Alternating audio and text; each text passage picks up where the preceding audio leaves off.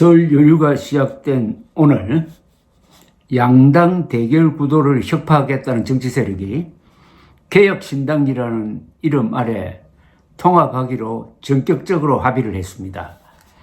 개혁신당, 이준석, 양향자, 새로운 미래, 이낙연, 김종민, 새로운 선택, 금태섭, 류호정, 원칙과 상식, 이원욱, 조응천 등 4개 세력이 통합신당을 만들기로 한 것입니다. 당명은 이준석의 개혁신당으로 하기로 했습니다.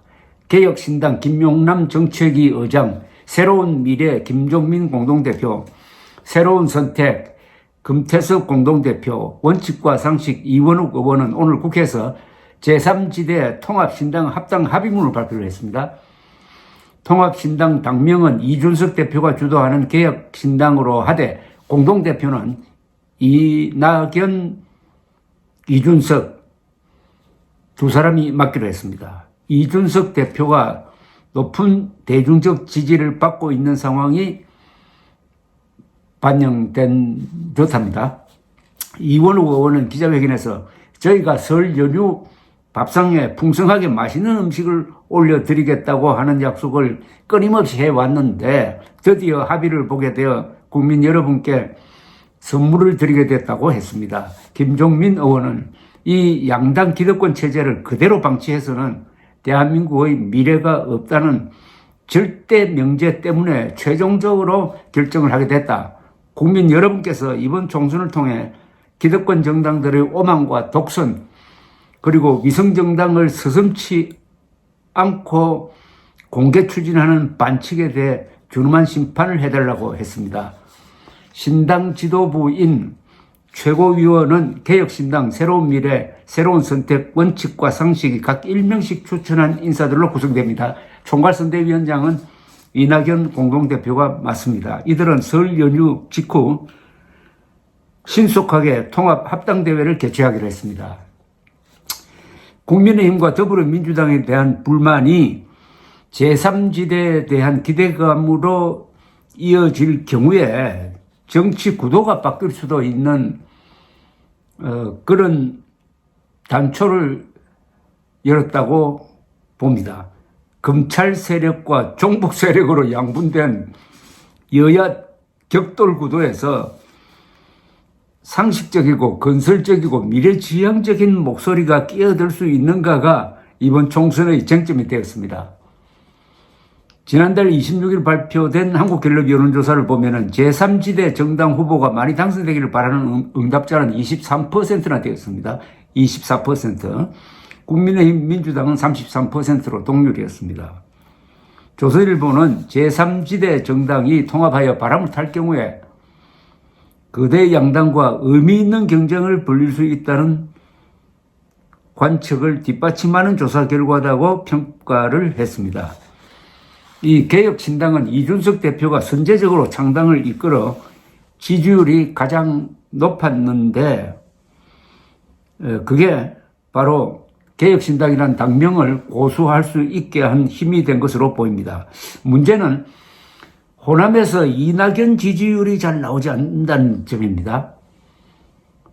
2030에서 이준석의 개혁신당이 상당한 지지세를 확보한 것에 비하면은 이낙연 전 민주당 대표의 지지 기반인 호남에서의 아직 민심이 움직이질 않고 있습니다. 그러나 호남 민심은 될 사람을 찍어주는 쪽으로 확 바뀌는 경우가 있으니까 앞으로 더 지켜봐야 됩니다. 그러니까 이제 이렇게 됐습니다. 이번 총선의 3대 쟁점은 검찰공화국, 특히 특수부 검사 출신인 윤석열, 한동훈이 주도하는 검찰공화국 심판론, 그 다음에 종북 운동권 심판론, 이거 민주당이죠.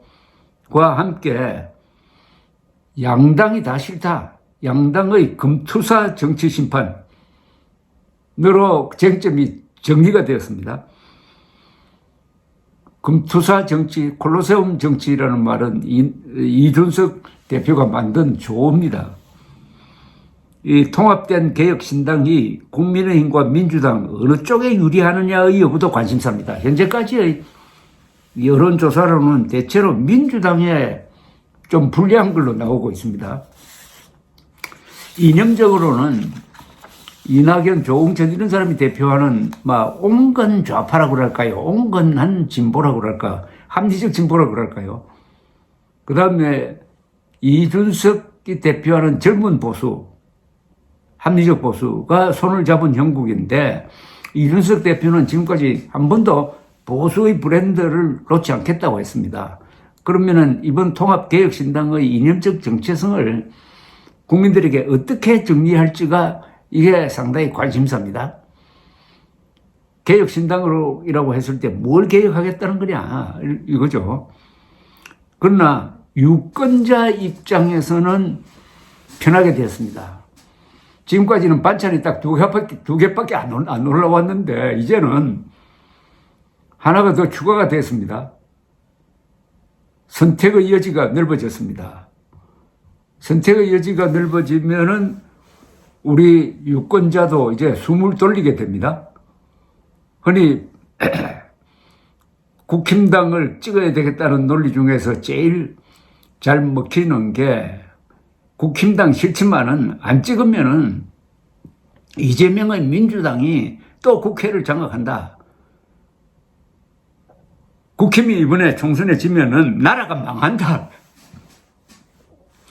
이렇게 이야기하는 게 이제 먹히지 않게 된 거죠. 제3지대의 선택이 있습니다. 그러면은 이 3당 구도죠. 3당 구도로 갈 수 있느냐? 이번 총선에서. 그러니까 그 제3지대에서 통합신당, 개혁신당이 얼마나 많은 표를 받을 거냐. 한 40석 이상 받아버리면은 여소야대가 되어가지고 과반수 정당이 사라지고 해서 서로 합종연영하면서 대화의 정치를 하지 않을 수 없게 되는 그런 구조가 될 것이냐. 그러니까 민주당이 이번에 과반수를 얻느냐 못 얻느냐 하는 것도 관심사고 국민의힘이 개헌 저지선을 확보할 수 있느냐 없느냐도 관심사고 제3지대 통합신당, 개혁신당이 최소한 20석 이상을 얻어가지고 원내 교섭단체를 구성할 수 있게 되느냐의 여부. 이렇게 해서 이제 특수부 검사와 운동권, 좌익 운동권이 대결하는 타협이 불가능한 이런 한국의 정치판을 완화시키고 중화시키고 대화를 하지 않을 수 없도록 만들는 어떻게 보면 좀 역동하는 그런 정치판을 만들 수 있느냐 하는 것은 결국은 국민의 선택입니다.